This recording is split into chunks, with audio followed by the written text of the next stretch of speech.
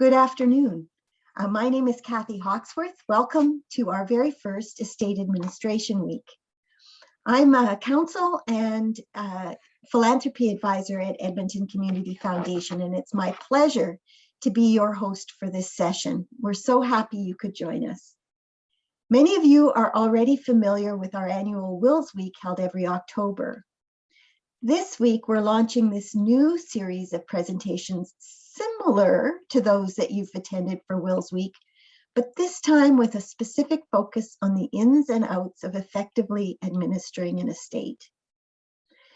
At the Edmonton Community Foundation, our role is to help people create their legacy for our community. We're a trusted resource for Edmontonians to provide permanent, ongoing support for the organizations and causes important to them. As a result, we have many conversations with people in our community about their wills and their estate plans. And we know how valuable it is for people to learn from wills and estates professionals. Just before I introduce today's presenter, I'd like to let you know that at the end of the session, you'll be given the opportunity to fill out a survey. This is the first time we're hosting Estate Administration Week, so your feedback is valuable to us and will help us plan for next year. You have the opportunity to ask questions. You do this by typing them into the question and answer box, and I will monitor that, and we'll pass those questions along to our speaker, who will deal with them closer to the end of the session. This session is very specifically about estate accounting, so it may not be as long or as general as some of the other sessions during this week. So if you don't find what you need here about more general topics, please tune in to one of our additional sessions. But now I'd like to introduce Victoria Jones, and it gives me great pleasure to do so. Victoria made de Villars Jones a two-generation law firm when she joined as an articling student back in 2013. She was called to the Alberta Bar in January 2014 and now proudly practices under the mentorship of Anne de Villars, David Jones, and the other members of the firm. Victoria has appeared at all levels of court in Alberta and has appeared at the Supreme Court of Canada. Her practice includes estate litigation, wills, estates and trusts, and administrative law. And before I get into her community involvement, I'll just tell you she's an avid runner and political enthusiast. She's a firm believer in maintaining a positive work-life balance, which strongly features her adorable dog, Cromwell. Victoria also stage manages a community theater company, Trinity Players, and ensures that there is at least one costume made completely out of sequins in every show.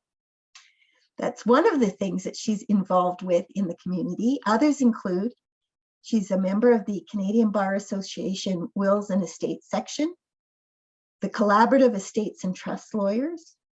She's secretary of the Varscona Theatre Alliance, a board director of the Edmonton International Street Performers Festival, vice president of the Garneau Community League, and the Garneau Community League Planning Committee, and co-chair of the Neighborhood Renewal Working Group.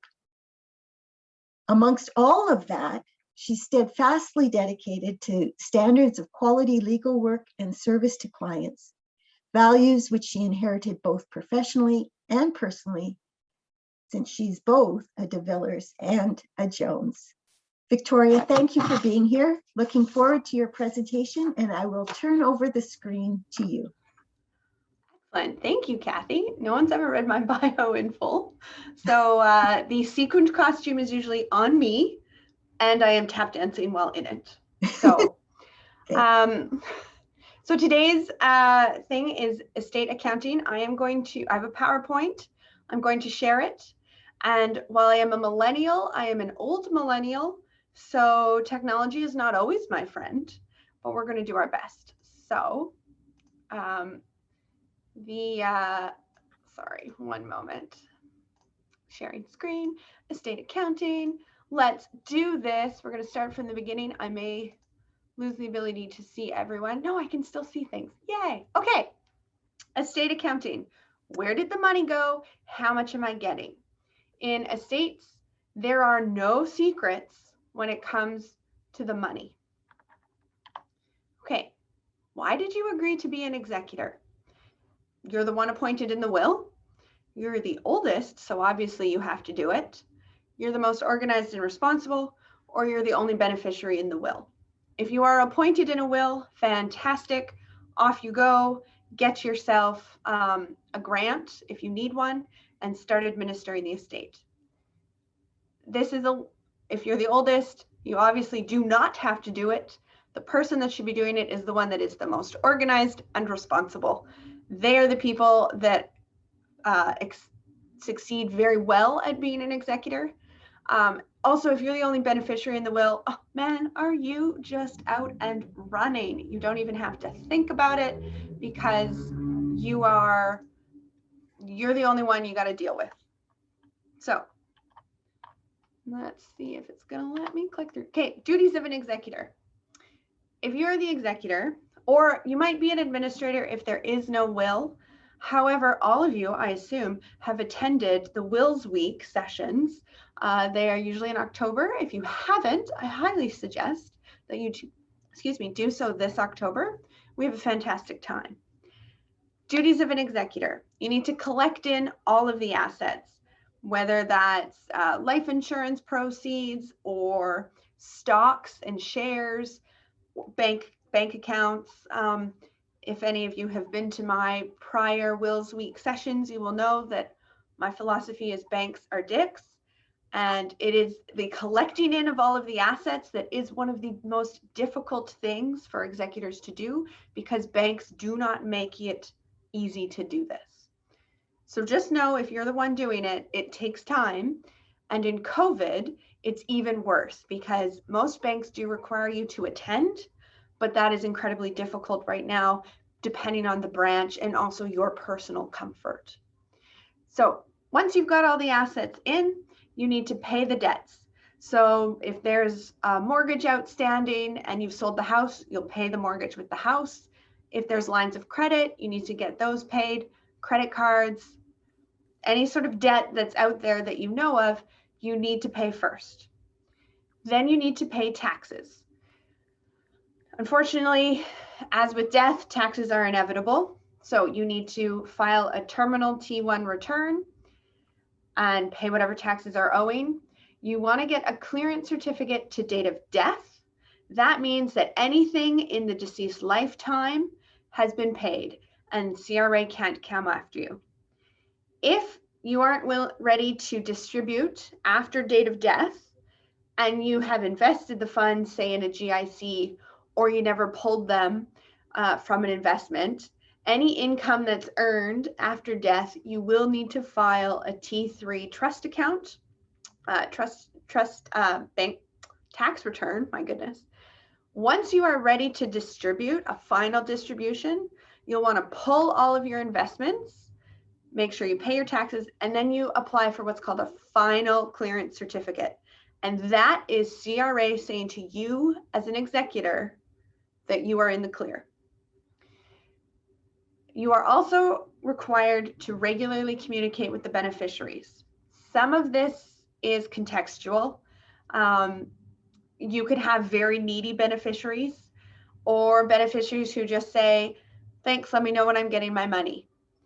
Really depends. But one of the biggest mantras is there are no secrets from the beneficiaries. You as an executor do not get to hide anything. You get to show them everything. And the more frequently you communicate, even if it's just, I applied for my clearance certificate on this day, I'm told it takes X amount of months, so I've diarized it for whatever day that is, and I'll let you know if I have it then. That's regularly communicating. And that helps beneficiaries know that you are doing the job and you haven't just sort of disappeared. Then you need to account to the beneficiaries, which is what today is mostly about. And once you have accounted, then, and only then, do you distribute the estate. So an executor's accounting duties.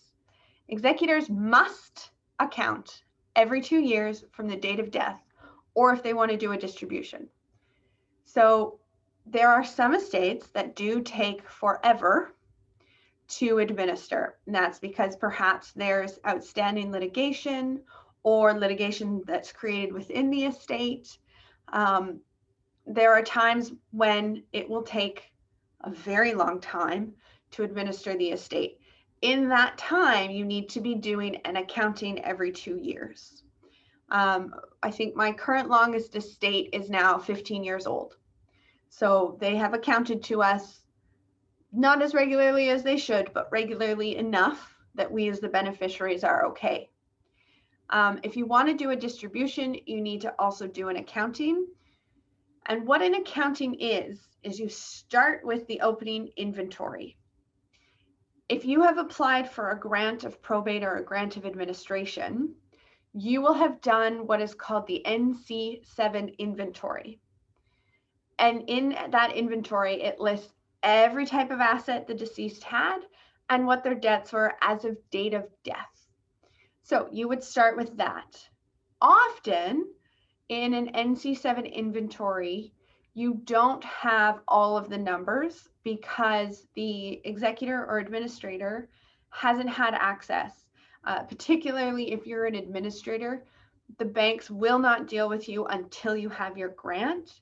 If you're an executor, the banks will generally give you a printout of estate bank accounts based on the will.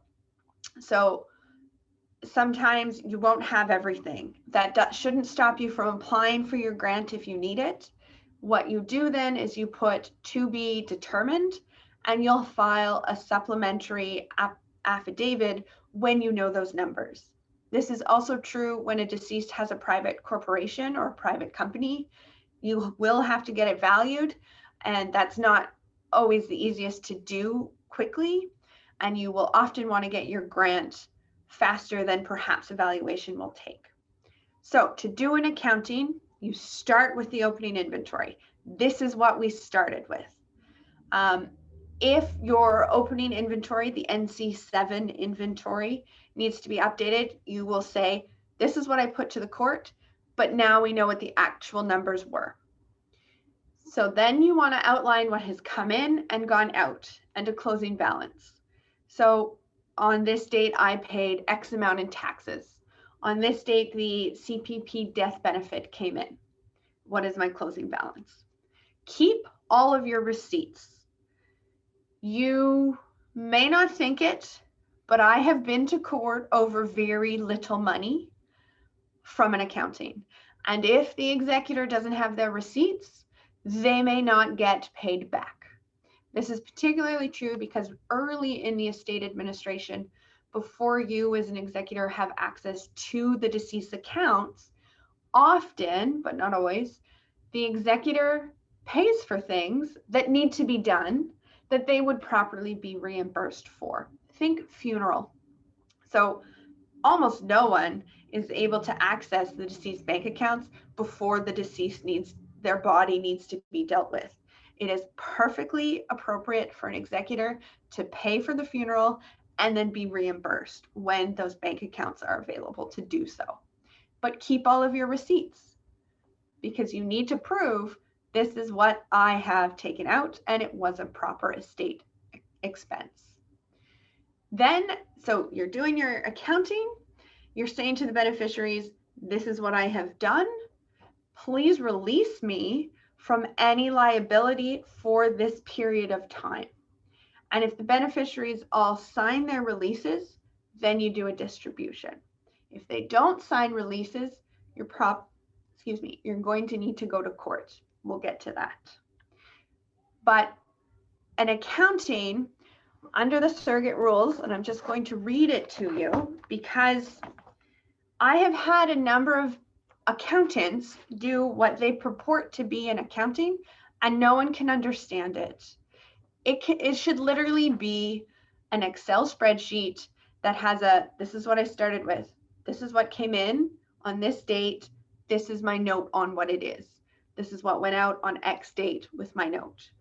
So an estate accounting, according to the surrogate rules, which is what governs all estate matters, is that they must include the following: an inventory of property and debts at the beginning and end of the accounting period, a statement of all property and money received and paid out, and a statement of all changes to property made and all debts of the estate paid.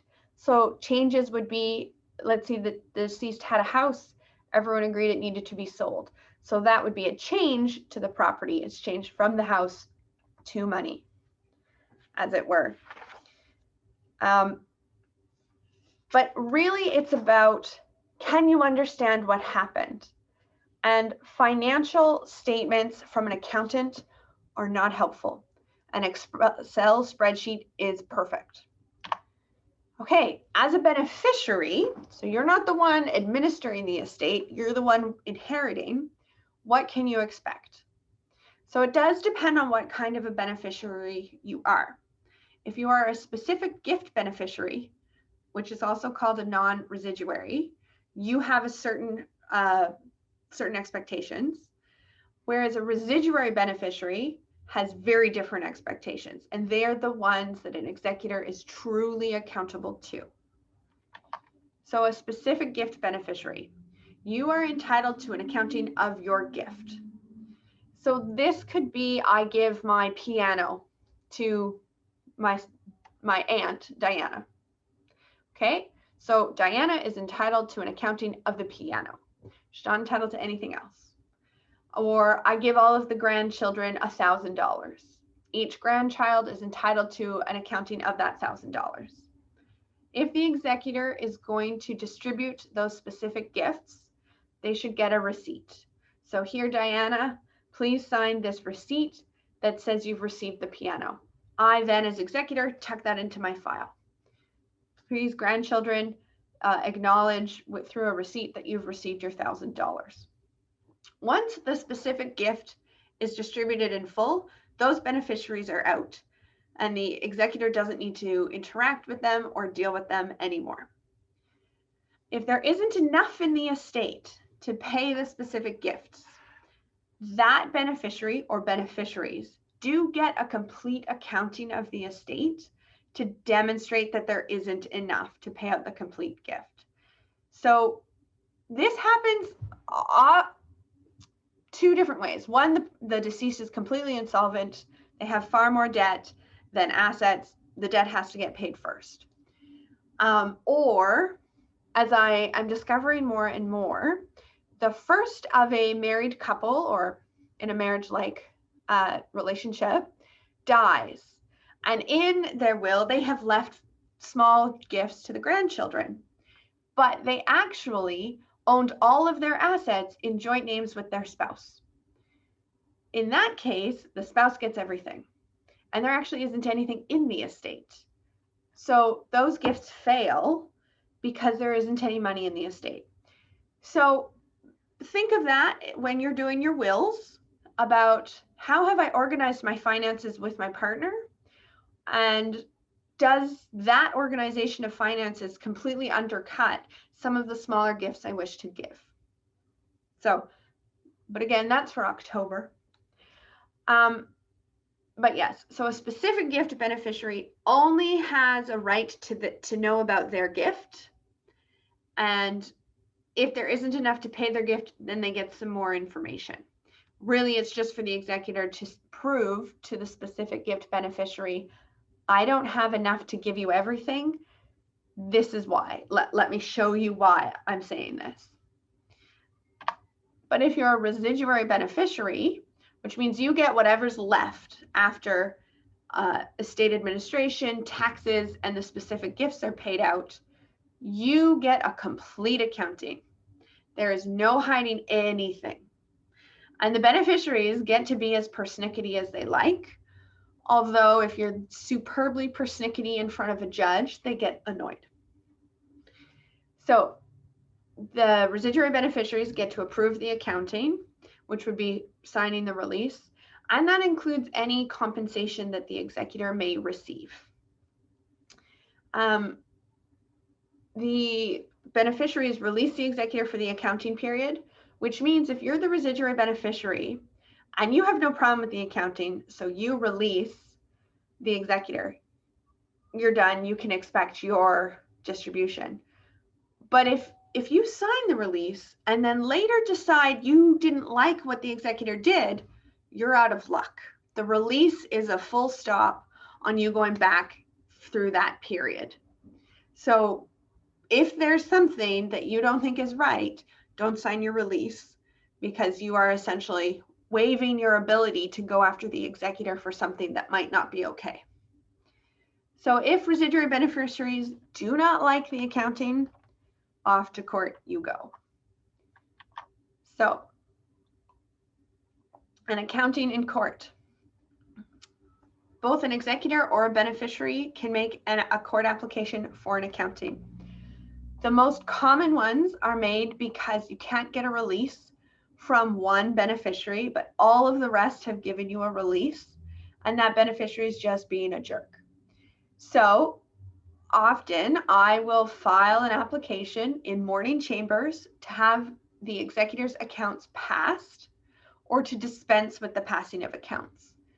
So, and I often will ask the court, if I have to go because one beneficiary has caused this problem, I will ask for my legal fees to come from that beneficiary's share of the estate, which means the other beneficiaries that weren't difficult don't get penalized for it. And remember that an executor's reasonable legal fees are paid in full from the estate. So you got to think about that, because legal fees can be very expensive, especially if the court is involved. And as I say at the bottom of this slide, court is long, expensive, and judges aren't fans of fighting over small amounts of money. While they are better fans of fighting over money because it's much easier to divide money than they are over stuff, household goods, trinkets, things with sentimental value, they're still not superbly happy, particularly if you're fighting over things like taxes. Well, the tax man's going to get paid, and I've yet to meet a judge who isn't going to make sure the tax man is paid. So there's not really much to argue about there.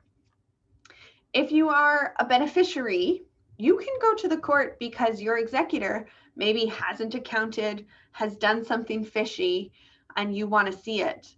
And so you would apply to the court to get an accounting from the executor. So you, the beneficiary, have started it, but generally an accounting, when you're at the court stage, is a lot of work for the executor, because they have to put them in a certain format. They have to swear an affidavit on which they can be questioned. So if you're in court on an accounting, you are in for a long haul, because it just takes that long to get places. And the courts right now are incredibly backed up, frankly. I think it took us 1 year from saying, yes, we need to do an accounting application, to actually getting in front of a judge on my 15-year estate. It was 1 year that we just sat and waited. And that was pre-COVID. So, okay, so these are the legal authorities from which you need to be aware of. The Estate Administration Act, that whole act applies to the administration of estates. Its title is pretty self-explanatory. If you're an executor, doesn't hurt you to read it. You can find this if you Google it, Estate Administration Act, Alberta. Specifically for executors, Division 4 is about accounting. And then there is the core tasks schedule, which is on the back. And that is, that lists the things in one of my earlier slides: collecting the assets, pay the debts, etc. Surrogate rules, which are the rules of court for surrogate proceedings. All estates are considered surrogate proceedings. Part 3 is about accounting, and that will guide you on how you're going to do things. There are specific court forms for the surrogate rules, accounting things. They're called ACC, accounting. And you can find all of those online. The court's website does have a link to various surrogate forms, but you can find those if you Google them. And then there's case law, lots of case law. Accounting has been a very rich area of litigation, rich both in terms of interesting things and also lawyers getting rich, because people like to fight over estates, and it is not an easy area of law. And I always recommend seeking legal advice, because probate law and surrogate law is so in the zeitgeist of people that, they think the reading of the will is an actual thing. It's not a requirement in Alberta. If you are a residuary beneficiary or someone who might have a claim on the estate, you're going to receive a copy of the will, but there's no sit down in a lawyer's office and read it. Not a thing. But because there's so much sort of general knowledge out there, but not enough specific to Alberta knowledge, it's helpful to talk to a lawyer. I definitely recommend anyone who is an executor to get a lawyer, because you as an executor have a heightened level of liability for all sorts of things through the administration of the estate. It is very helpful to get a lawyer. Kathy, you've popped up again. Hello. I have, but I wanted you to get through your slides before I started peppering you with questions from the floor. Perfect timing. Perfect timing. You would think I might have known about that, maybe. Possibly. My goodness. I'm going to start from most general and go to specific, if that's okay. Yeah. So the first question is, are estate administration acts very different from province to province? I have not read every single province's version of their Estate Administration Act. There is generally similarity in that an executor is a trustee. They need to collect in the assets, pay out the debts, and distribute. And accounting is universal. But they might have little quirks. And definitely there are quirks in the application for grants, which Alberta is currently working on making a digital system, which is going to be so much nicer when it comes in. My office has done some beta testing, and it's going to be really nice. But yeah, so there are quirks across the country, but generally the main pillars are the same. So another general question, when you reference a grant application, someone has asked, is that the same thing as applying for a will to be probated? And I know there's two sides to this, so. Yeah, so there is a grant of probate and a grant of administration. So when I say you are applying for a grant, that is to get a will probated. So they're the same things. Yeah, when people say I have probate, the technical term in Alberta is you have a grant of probate. So. Okay. And I think you covered this, but just for clarification, will the beneficiaries get a copy of the opening inventory? The residuary beneficiaries do. Specific gift beneficiaries do not. They just get a notice that says, this is what you're entitled to under the will. They don't even get a copy of the will necessarily. So, and yeah, and that will be true in the new system when it comes as well. They will still be getting an inventory. And then two form questions. One is, are there specific templates for executor accounting? I have an Excel spreadsheet, which I'm going to stop sharing my screen. I'll pull it up and reshare so that you can see what I'm talking about. Just one moment. There is no form, as it were. It is simply, can you make sense of it? And go from there. And I'm just pulling it up. Okay, and now I will screen share again, Excel. So this is literally all it is. You put the estate of whomever, name of the bank account with the number, BMO savings account number 552. And from the date, if this is your first accounting, you start at date of death to, let's say, 2 years later. Opening balance, you put it in there. And then on the date, description, CPP death benefit, deposit $2,500. And you just go from there. And then at the very end, you would put closing balance. And what is it? And you can add in formulas. I don't have formulas. Oh, look at that. I do have formulas in mine. Huh. So it will automatically, so, you know, we can say CPP death benefit, and that's $2,500. So there you go. It will do that for you. So one thing I very much think is worth doing for executors is run your tally sheet every month, because you're going to have to do it. And it's much easier to spend sort of an hour once a month putting in what you've got instead of recreating it at the end. So. And you've mentioned inventory as a term. We've covered grant. What is, somebody has asked, what do you mean by that word? What do you mean by inventory?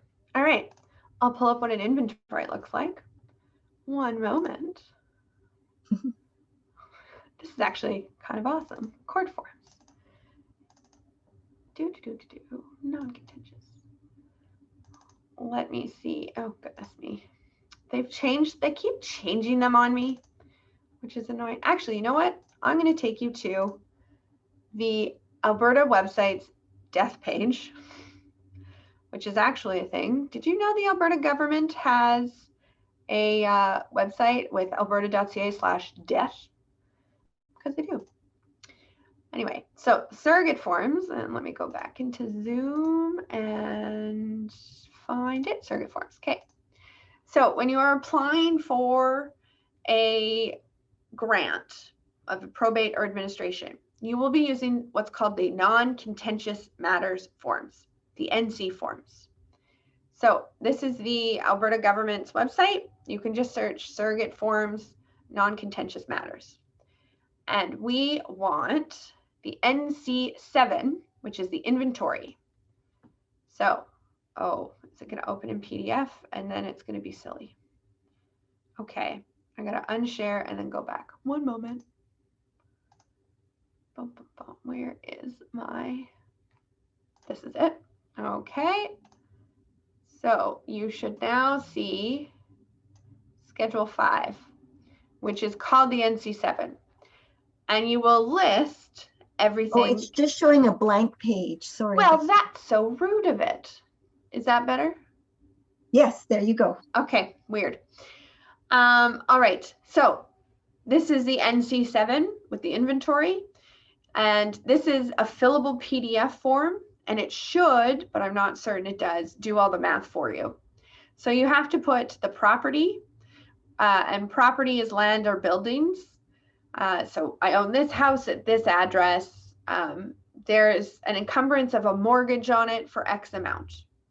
Then other property would be things like bank accounts, RRSPs, stocks and shares, etc. Then you put any debts. So this is what the inventory is. It literally tells you everything that's in the estate. And that is key, frankly, for the bulk of all estate litigation. It's a very important document. Great. And from your prior question, is the CPP death benefit available to everyone? It should be. I think you have had to contribute to CPP. It was originally designed to pay for funerals, but I haven't seen a funeral that costs less than $2,500 in my entire time of practice. And it is also taxable. So it's not that great a thing. Okay. Yeah. And someone has said, how do you find out what kind of beneficiary you are if the executor has not shared the will with the beneficiary? So that would, again, if you go there, you will get a special notice. So there is a notice to beneficiaries residuary and a notice to beneficiaries non-residuary. So depending on, and I will try and pull those up again. Okay, this one pulled up in my web browser as opposed to the PDF. So this is an NC 19, which is a notice to beneficiary residuary, and they have to describe the gift to you. The will gives you describe the gift, okay? And then it has all of this information. So if you're a residuary beneficiary, you get the full grant application, which includes the NC7 and a whole bunch of other forms, and you get the will. So that's a really big clue that you're a residuary beneficiary. If you are a non-residuary beneficiary, which is the NC20, and let's see, it's going to open here. So the NC is 20, non-residuary. The will gives you describe the gift. And then it said it has a different chunk here, which is really just saying they've applied for a grant. They'll talk to you once they have it. Okay. Mm-hmm. Now, not every estate requires a grant. It's rare, but it's possible. The executor is still required to give notice to beneficiaries and any claimants. So you would still get something similar to these, the non-residuary or the residuary. So. Okay. Now, while you're on forms, before you leave them too far, oh gosh, okay. Are there specific forms for the releases? Yes. That's now, you know, I don't think this website has those. The release form that we use is called an ACC 12. And that is a basic release. And with it comes the an NC 11, which is a affidavit of witness to the signature. So I will pull up our form for a release, show it to you. And no one mock me, but my office still uses WordPerfect. Deal with it. So this is what an ACC 12 looks like. So release number, the keyboards are where you fill in the specifics. So this is just a precedent document. You can have a number of releases in an estate. You put the period it's covered from, and then I would put our address for service, who the release is signed by, you put their address. And it's essentially that they have received it, they approve of the financial statements, including the schedule of distribution and compensation for this says personal representative. That is the umbrella term for either an executor or an administrator. So, and that they sign the release and they discharge us and also the personal representative from any potential claims. So a beneficiary signs this. Their witness then has to go see a commissioner for oaths or a notary public if they're not in the province, and they will do their affidavit of witness to signature. Everyone screws up the NC11, so like do your best to, if it's a non-contentious estate, the executor's lawyer can witness that for you, and then they will do the NC11. Okay. Then there's a question about, can you explain the basic steps involved with the passing of accounts for an estate? So folks haven't signed the release. What are now those basic steps? All right, so an executor would then need to file an ACC1 application and an ACC2 affidavit. And so the ACC1 is the very basic, setting out, I'm here to do an accounting. It's from this date to this date. I have not taken compensation. I have a compensation proposal of this. And then the affidavit actually says, these are all the things that have happened. Here's anything weird. And there's almost always something weird in an estate because they're just weird. And then they will file that at the court, serve it on the residuary or on the beneficiaries. And with that, they also have to serve the ACC3 notice of objection.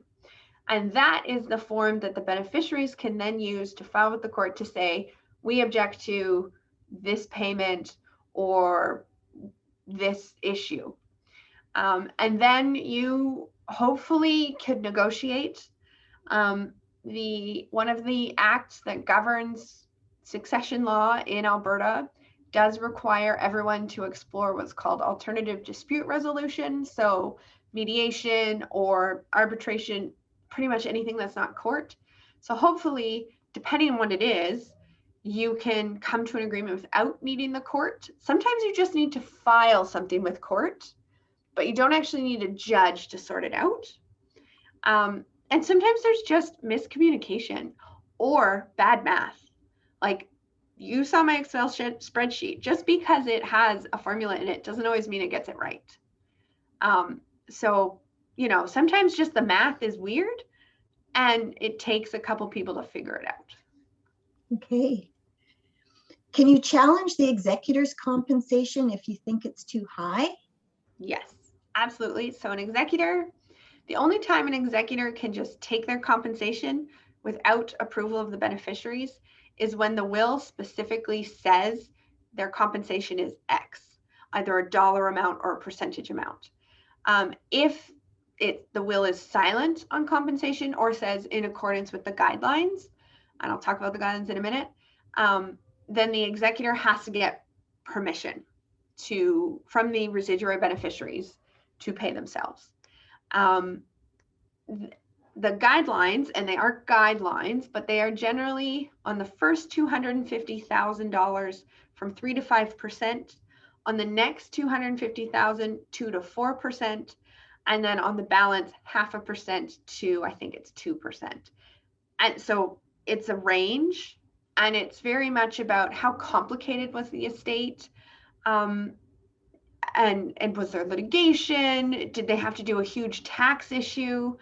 But if the executor has just hired all sorts of professionals to do the work for them, they don't get to be paid for that because the professionals have been paid to do the job. But I have seen, there's a case out of Calgary where it was a huge estate. They had a ton of land right on where the ring road was going to be built. And so the executors did a lot of work negotiating with the city of Calgary in expropriating that land. And they went for the high end of the guidelines, which, because of how big the estate was like $800,000. It's a huge amount of executor compensation. And the court said, no, it wasn't that much work. So it's very fact specific. And I think if it hadn't been such a high percentage, I think the courts would have said, yeah, you did good work for the estate. Also remember that executor's compensation is taxable in the executor's hands. So sometimes if there's an issue on the accounting, one solution is the executor doesn't get compensation. I've used that more frequently in negotiations. And when it's, maybe $5,000 plus it's going to be taxed, like sometimes it's not worth the legal fees. So, you got to think about that. So that leads into, is it common for an executor to take compensation prior to getting consent from the beneficiaries? Well, if you read the case law, yes, but that's because the cases are only about the bad executors. Okay. So no, generally you should not take it without their consent, because if they've given consent, they can't go after you for it. But if you take it and don't have consent, you can be ordered to repay it. So, yeah. How detailed must that inventory be? Is every bank account, mutual fund, and stock listed, or is it done as groupings? Every bank account must be listed, and generally you should say, TELUS shares this amount, Apple shares this amount. So you sort of break it out into what they are, but if they are an individual asset, they need an individual line on the inventory. Okay. So like stocks and shares in a brokerage account could be shown as the brokerage account? Yes, absolutely. Yeah, like the TFSA account, my TFSA has a ton of various ETFs. I would just put it as one TFSA account. Okay. And then just for clarity, for stocks and shares, it's the worth of the shares at death, right? On the inventory? Yes, the inventory is based as date of death. So, or as near to it as you can get. Mhm. So yes, if they're publicly traded shares, that's easy because you just look at what those shares closed on that day. But when it's a personal company or private shares, that's harder. Okay. So, Yes, if there's a dispute with an estate and it's determined that the executor did mismanage funds while executor or when they had power of attorney, will the executor be liable for any legal and accounting fees? the problem with estates is it's superbly fact specific. But generally, so I'll use my 15-year estate where we had the accounting that took us a year from we need an accounting to have it done. The executors were found to have misused $181,000 of the estate money. So, but they were also beneficiaries of the estate. So the judge said, we're just going to take that off their share.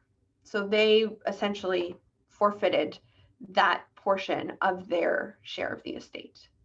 But I think the question was about legal fees and accounting fees. Yes, it was. It was interesting. So the accounting fees, that's probably a legitimate estate expense. So all residuary beneficiaries are going to be paying for that through the estate. And as legal fees are slightly morphing in the estate world for costs, generally an executor's legal fees are fully paid from the estate because if they're there, it's a reasonable reason they're there. So if they have to pass their accounts, that's reasonable that their legal fees are paid. But if they have been proven to do something not acceptable, sometimes their legal fees will not be paid from the estate and they will personally be liable for that. So if one that's common now is what's called a family maintenance and support claim, that's either a spouse or a dependent child was not adequately provided for by the deceased, and they can bring a claim against the estate for more of the estate than they're given.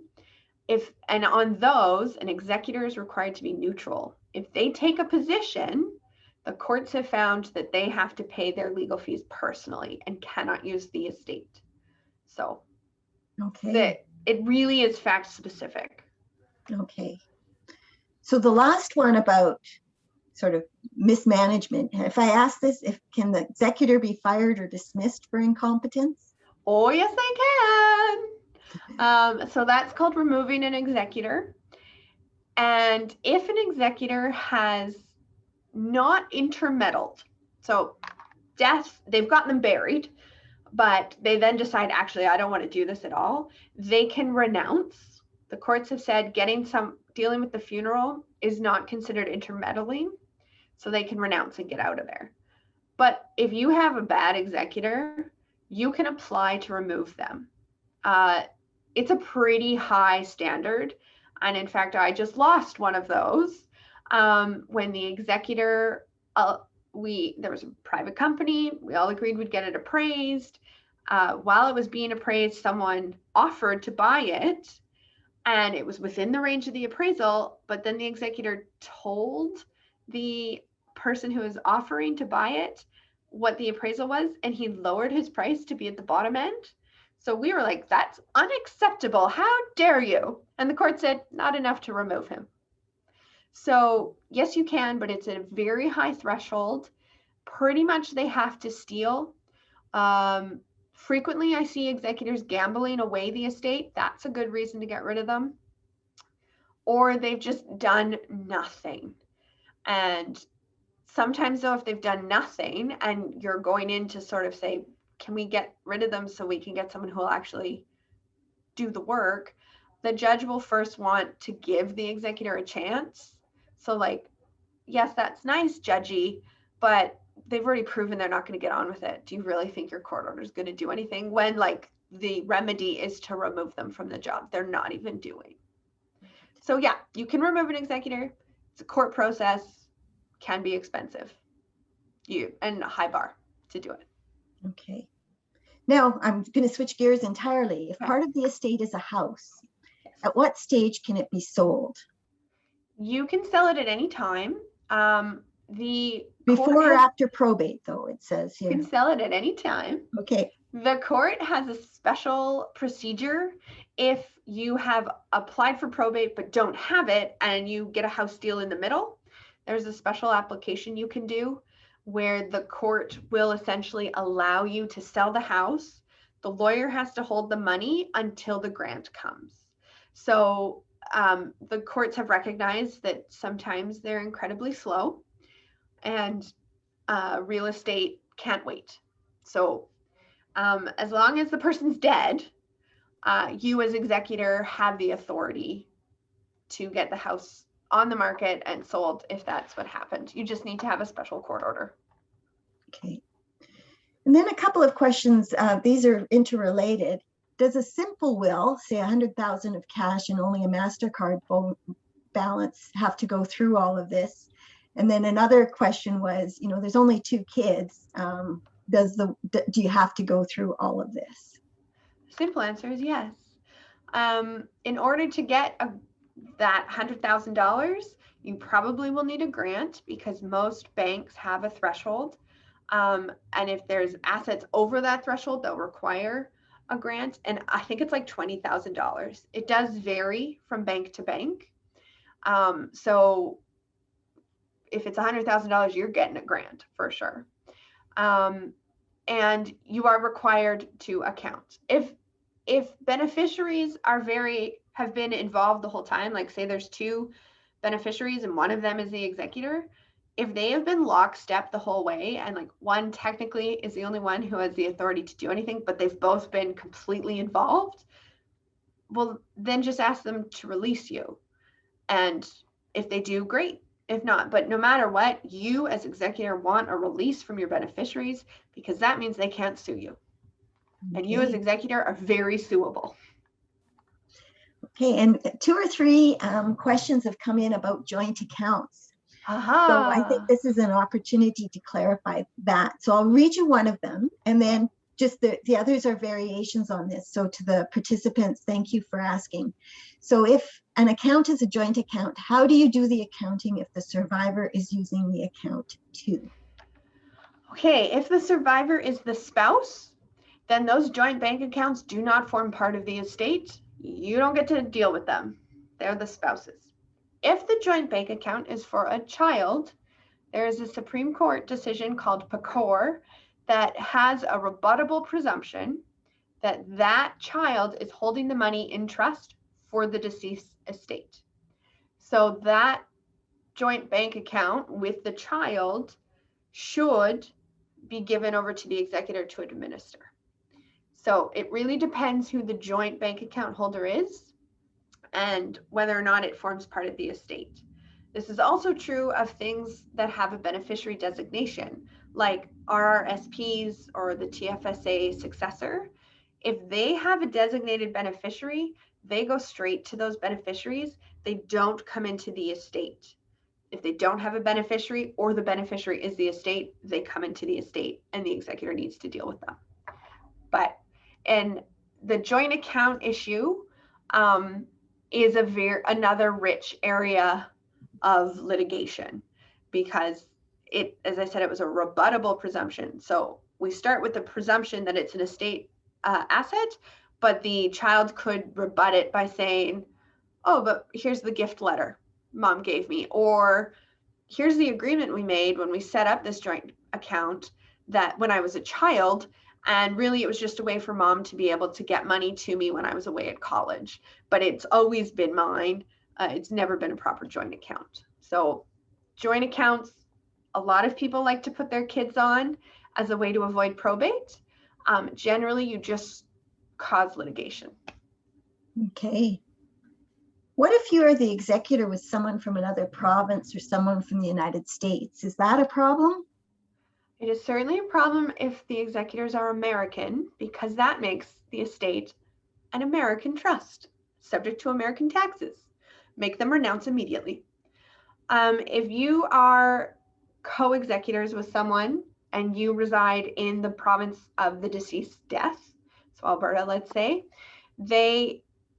it It really depends on the banks and how much they want both of you to come in person.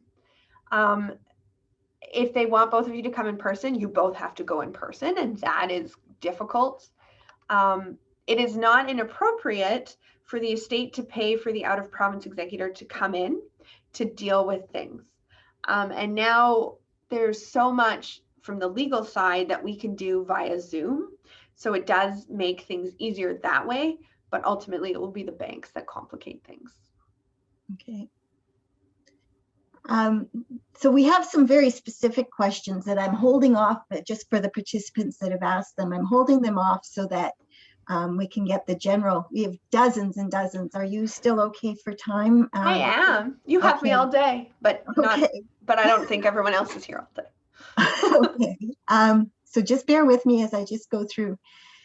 So there's a question, how would you handle family loans that are outstanding to the deceased? So I would put those as assets, unless, and often people put in their wills, I forgive this loan, and that would be a gift under the will. So, but they're assets. If money is owed to the deceased, that is an asset of the estate. Okay. Can someone not named as a beneficiary contest the will? There are only so many people that have an interest, we call it, in the estate. So if you're a beneficiary, obviously who have an interest. If you are a spouse or a dependent child, you have an interest. So you can contest the will, as it were, because you're saying it didn't adequately provide for you. But probably what I'm guessing this person is asking that I haven't maybe covered is, what if you're the kid that was excluded from the will? So you could contest the will if you think that mom or dad was unduly influenced. Be very careful about undue influence. If you allege it and do not prove it, you get double costs, and they're often double solicitor client costs. It's a big deal. Perhaps mom or dad didn't have capacity. Let's say Alzheimer's was really getting to them. Or recently there was a case where one child was able to prove an insane delusion, which killed the will. So not everyone out there has the right. You have to have an interest in the estate, and that's either you are a dependent or a spouse, one of the beneficiaries, or perhaps related to the deceased and would, in the normal course of things, been in the will except for something weird happened.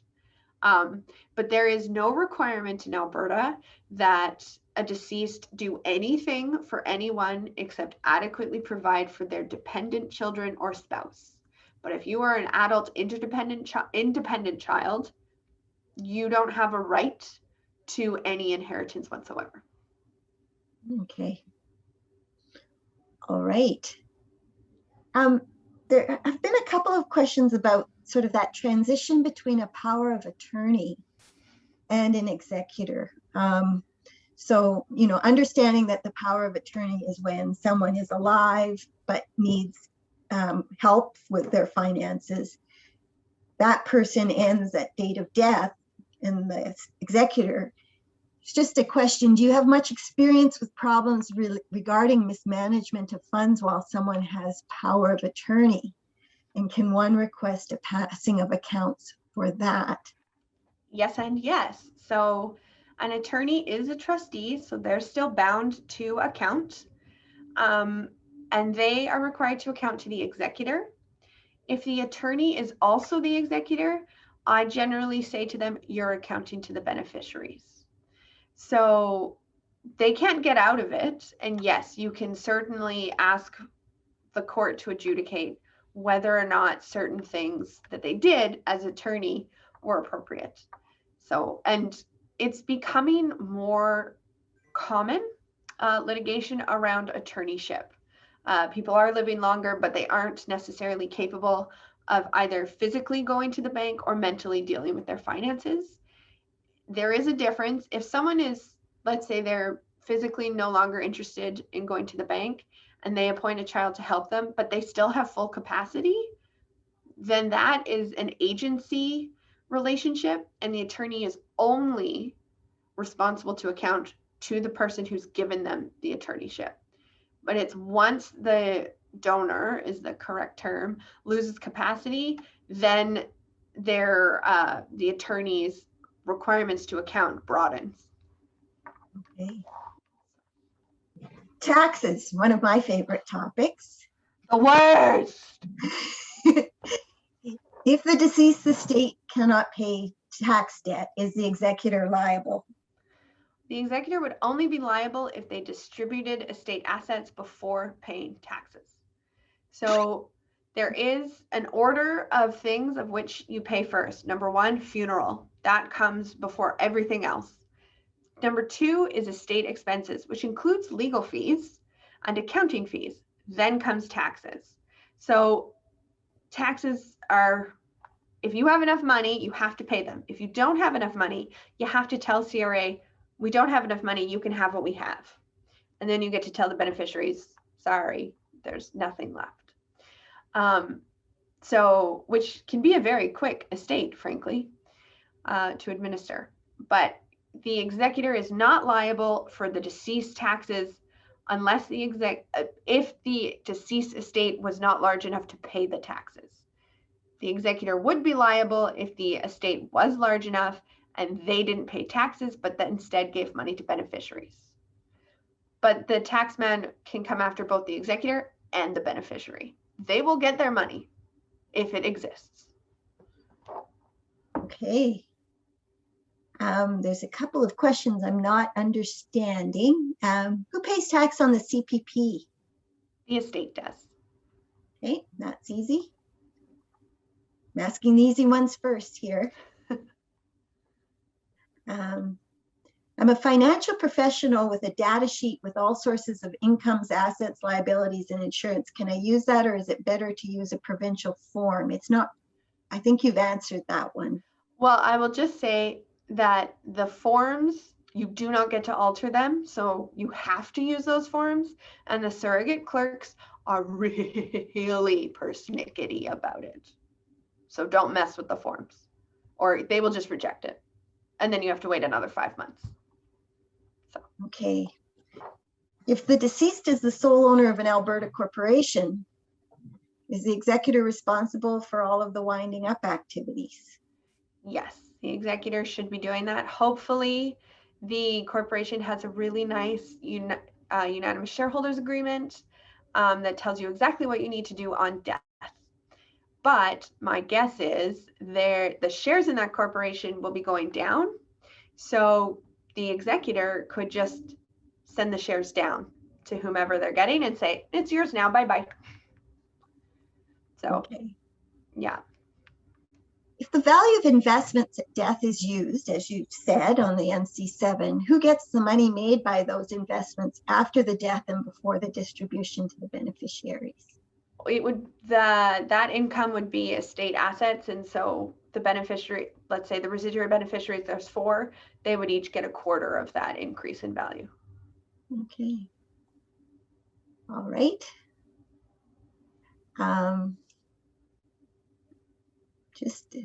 Just bear with me as I go through. If you have an education trust in the will, okay, and the executor passes away prior to the termination of that trust, then what do you do to ensure the trust is managed in accordance with the will? So there's something called the chain of executorship, which often you will see in a will, I appoint X as executor and Y as alternate should X die. So if X has died, Y can now come in to run it. If there is no Y, X's executor then comes in. So that's called the chain of executorship. So there should always be someone. Okay. And that's sometimes why people go with a trust company to be their executor, because a trust company will continue on through anyone's death or inability to continue. Trust companies do cost money though. Mm-hmm. Do you have any guidelines regarding due diligence in the in the sale and accounting for assets. Here's the example that's given. If I, as an executor, estimate the value of an equity investment to be $5,000 and I end up selling it for $3,000, what sort of evidence do I need to support that I sold it at a fair market value? Well, I assume you sold it on the open market. This one says, oh, I'm sorry, it's a private equity investment. Oh, private equity? I mean, you'd get an appraisal, and then I'm of the opinion that whatever the market offers is what the market's willing to pay. So much like a house, you put it on the market and you take the best offer. So you would put it out on the market and take the best offer you can get. Sometimes that's, get an appraisal. There are business valuators out there, and if you get it in that range and an offer comes in that range, you're fine. A judge will very much accept that, as I found out. Okay. You said to make sure you get the CRA clearance, and then a few minutes later you said to get the final CRA clearance. Are these one and the same, or are 2 clearances required? There are 2 clearances. One is to date of death, which means everything up to the date of the deceased death is cleared. And then one is called final clearance, and that's from date of death to final distribution. So there are 2 different clearances. Okay.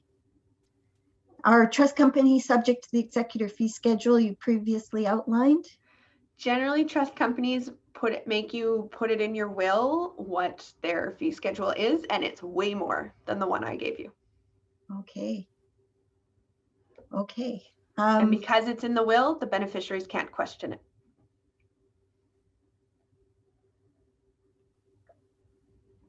I have someone who's asking lots of questions around beneficiaries who were vulnerable during the POA, but I think you have answered that. So for example, if an executor had a bank power of attorney specific to that bank, do they have to account to the beneficiary if the deceased was vulnerable and not receiving the bank statements? If the deceased is not capable of dealing with their finances, then an accounting is required. Okay. But if the deceased just decided they didn't want to look at their bank statements and was happy with their attorney, then and still was fully mentally cognizant, then no accounting. Okay. And in that listing of assets, that inventory, do you need to include personal belongings or just? Yes, we call those household goods and personal effects. And generally I just put $100 because while they have generally great sentimental value to the family, if you were to have a garage sale, what could you reasonably sell them for?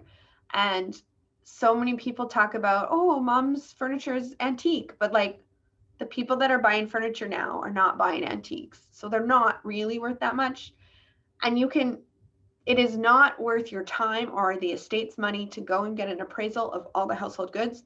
So you just put a number on it because generally you're going to divide them what's called in specie, so as is. So like you get this photo and you get that photo. You're equal, but we're not actually going to put a dollar value on it.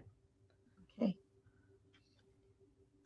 And I know so I was looking at some questions while you were answering. Have you covered all the complications there are for an executor residing in a different province? No.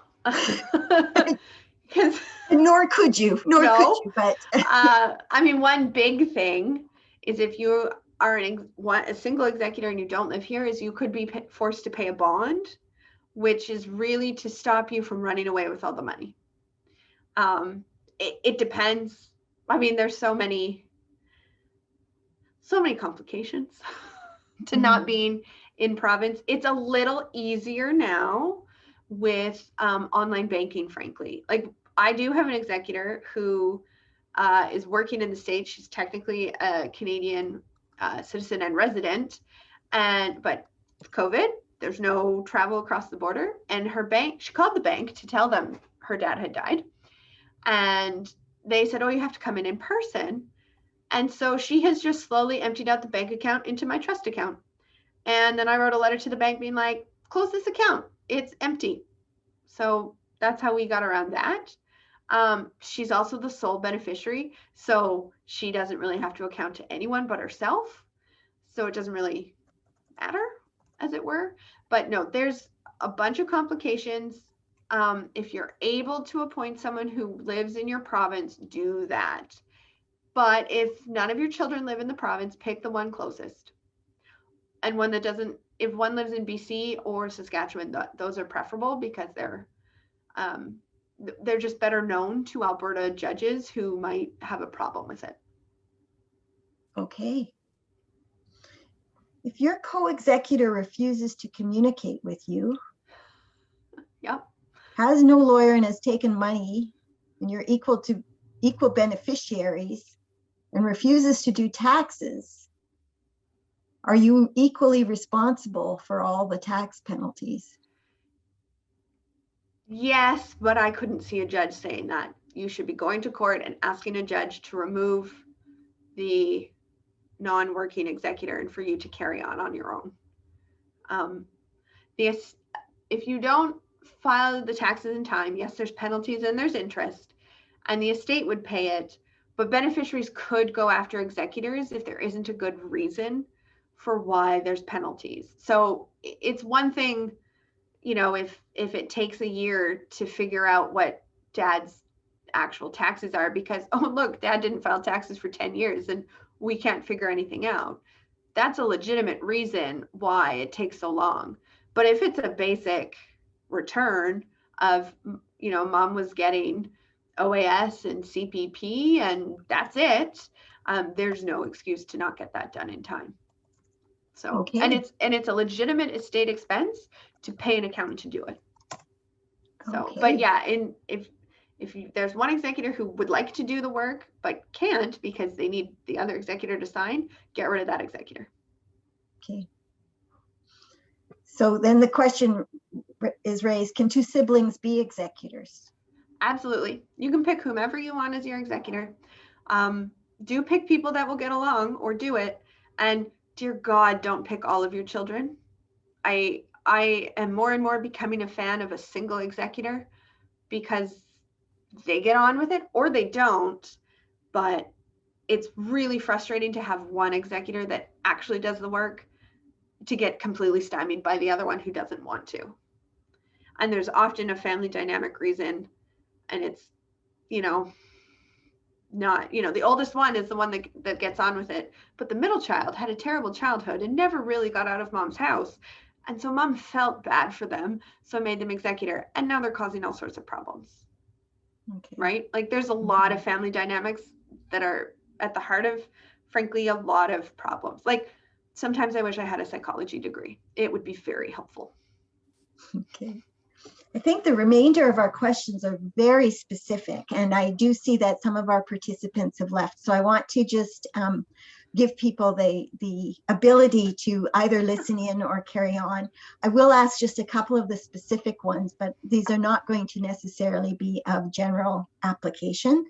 So if the deceased has someone they've designated able to live in a property till that person either dies or moves out, do you distribute the estate to the beneficiaries up to the value of that property? So that is what's called a life estate, and you can distribute everything else but that property, essentially. You have to wait till that person dies, and then you can distribute the property to what's called the remaindermen, the people who get the remainder of that trust. Okay. Can a person go to court to have the executor account themselves without a lawyer? You certainly can. You can do all of this without a lawyer. Absolutely. I'll just get paid to clean it up. Okay, fair enough. But no, you can. The ACC, sorry, let me pull it up. I forget what number it is, but there is a specific form for beneficiaries to file for to get the executor to account. Let me just find it. So it would be the ACC 6, which is the application of an interested party, and the ACC 7 affidavit of the interested party. So that's you as a beneficiary saying, I want an accounting. Okay. So just so that I can let people who want to leave go, let me say, Victoria, thank you for the time you take and for walking us through and this plethora of questions. We've had over 50 questions that you've been going through after your presentation. So that is tremendous. And I'm getting notes. Please pass on thanks to Victoria. This has been one of the most informative sessions I've ever attended. So terrific. And awesome. So thank you there. For those who are still waiting for answers to questions, do stay on. We have just a few more minutes. We will call this to an end at 3:30. But one was, as executor, are you able to release small amounts to beneficiaries before final distribution? Yes, those are called an interim distribution.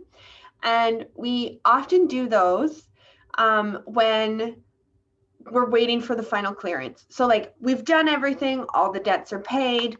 It's about time to do a distribution. You do an accounting and you propose an interim distribution with what's called a holdback. So you hold back some amount that either the accountant or the lawyer has said, that's the maximum CRA could come back at us with.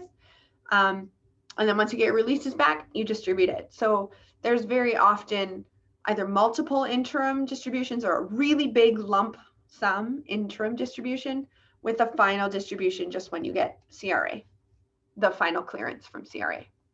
Okay, so that was actually a much more general one. That came in after I said they're all specific, just so you know.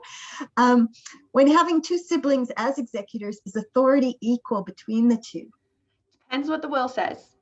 So the will can appoint one to have veto, the will can say they delegate between each other, or the will can be silent, in which case they both are equal. Okay. Chip mortgages or reverse mortgages not paid in full. Yeah. How's it handled when no money's been paid back? And does the bank do the work or do you need a lawyer? So you probably would be selling the house, or if there's enough cash in the estate, pay it off and get rid of it if you want to keep the house. Often I've had this and I have said to the client, why don't you let the bank foreclose? Like if you don't want the house, but you would like whatever value is left in the house, let them do all the work. So it's really, frankly, a personal pride question, because I have a lot of executors who are like, nope, let's work out a deal with the bank where we can try and sell it and sort it out. I don't want mom's house to be in foreclosure, right? It's a, there is a cultural idea that foreclosure is bad. But when the person's dead and no one wants the house, let the bank do all the work. Yeah. That sounds like great advice. Yeah. They'll get their money, but like you have done nothing and you're just waiting. So I have had one where I filed a notice of like, I just want to be told what's happening, but I don't actually care. So you just, when the house finally sells, I got a copy of the order saying it's been sold on this date to this person for this much. I'm like, perfect. Excellent. Great. Okay.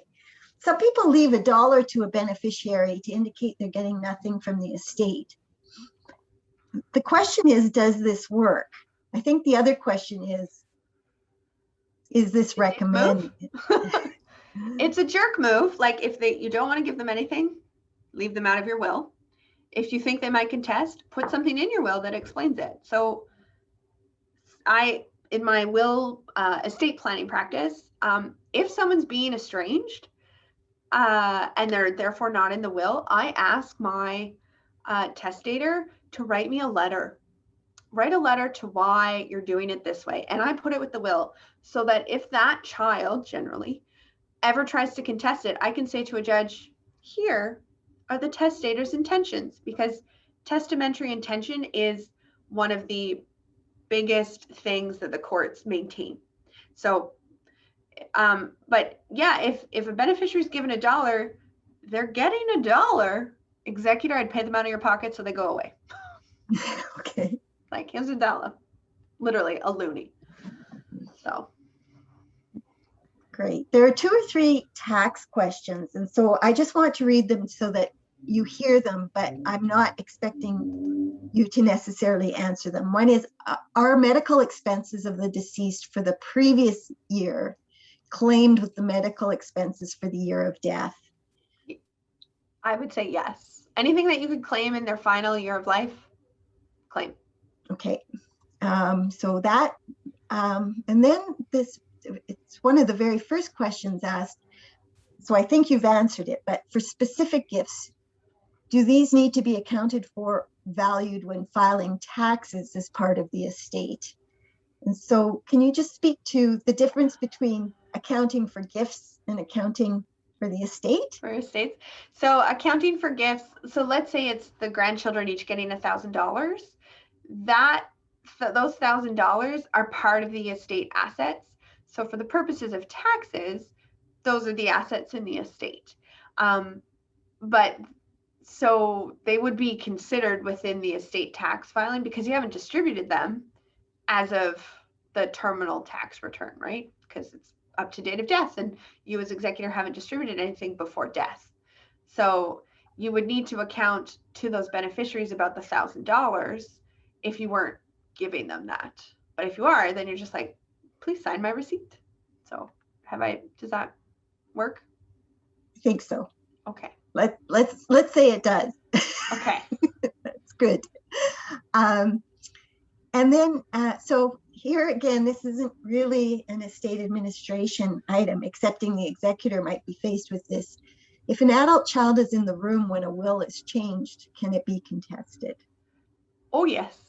If a beneficiary is in the room when the will is signed, their gift is considered void. You can apply to have it unvoided, but generally there should be no one else in the room besides the witnesses, and the witnesses should not be mentioned in the will except potentially if they're the executor. So I have some clients who appoint me as their executor. It's acceptable for me to be in the room as the witness because I'm not a beneficiary. But yeah, this happens a lot, especially like hospital deathbeds. And the good lawyers and anyone that does the Wills Week or this week's presentation, they all know the red flags to be watching for. So, and that is a red flag. Okay, absolutely. If I have a grant of administration with will annexed, do I need a grant of probate? No. A grant of administration with will annexed is equal to a grant of probate. Same with a grant of double probate or a grant of administration. They're a grant of whatever are all equal. The difference is how you got there. So a grant of probate is you're the named executor in the will. A grant of administration is there's no will. A grant of double probate is you're the executor's executor. A grant of administration with will annexed is because the will either didn't name an executor, so you've applied, or the two executors listed in the will aren't there.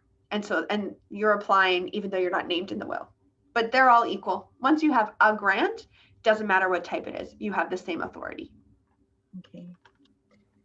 And there was a question regarding providing a summary of assets that were not in the estate to beneficiaries. So I know you've answered in terms of like joint and RSP and life insurance that have designated beneficiaries. I think the question, and I'm paraphrasing it, is, they've provided the estate account as the final summary document. The releases for gifts were provided. Do you have to do a summary of those things that weren't in the estate? Nope. No. The executor is only responsible for what is in the estate. Okay. So if it's not in the estate and the executor didn't have anything other to do than sending on the funeral director's statement of death, nothing they need to do about it. Okay. So. And there's a question, does Revenue Canada lock the deceased account upon death? They generally aren't told of a person dying until you file the terminal tax return. And so then it just goes to a different department, as best I know. But I don't think they lock it. I mean, maybe you're thinking they're like online account? Possible. Well, perhaps. Not sure. I mean, I tried to create one and it instantly locked me out. Thanks, CRA.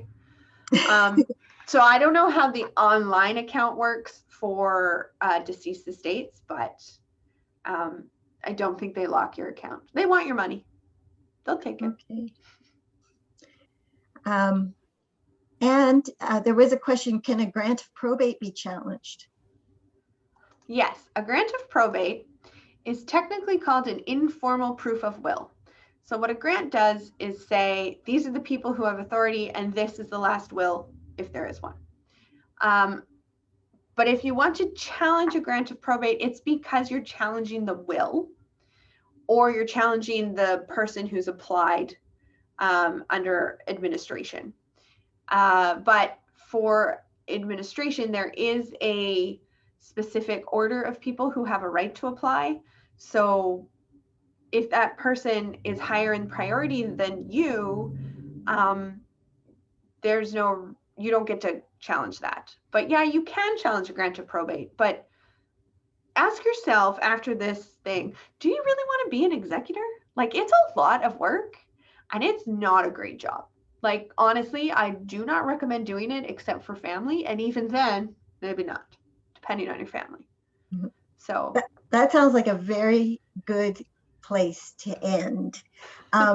With one question, and you sort of answered this right at the beginning, but I think, and so if I could paraphrase what I heard, how consistent is what you've told us across the Western provinces and Ontario? I would say this is provincially based law, so there will be differences. The forms will be different.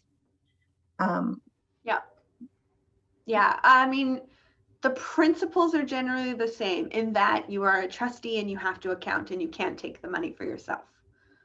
But I recently ran into Manitoba's attorneyship legislation, and attorneys in Manitoba are required to account to their version of the public trustee every year. Like, so there are different things province to province, and you got to read their statutes and maybe talk to their lawyers, because I'm not licensed in the other provinces, so I can't really tell you, but the general principles are, you're a trustee, you can't steal the money, you have to account. Great. Well, that's a great place to start. A number of people have asked if the presentation slides are available, and I have answered those that I could, but I didn't get to everyone. So I will just say here, this session has been recorded and it will be on our website. So the forms and those sorts of things you can get online, but we won't be circulating slides. We don't have everybody's email addresses because the registrations have come through a third party. But by all means, you'll be able to access this, not immediately. It takes us a little bit of time to get this up, but we will have them on our website and you'll be able to go back and take a peek at things. But also a great deal of the value of this session was in the question and answers as well. So that is a better way to access that information too. So with that, at 3:29, about to click to 3:30, Victoria, you bring lots of experience and just a great sense of humor to this session. We thank you for that, and thank you for participating in Wills Week and Estate Administration Week, both. So I see that you're so involved in theater. So, stay tuned for our next performance in October, and we'll hope to have you back for that as well. And to all of our participants, thank you so much for joining us today.